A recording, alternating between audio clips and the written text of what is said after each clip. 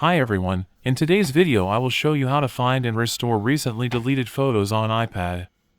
So let's get started. First, open the Photos app on your iPad. Now from the Photos app, select Collections, typically located near the top of the screen.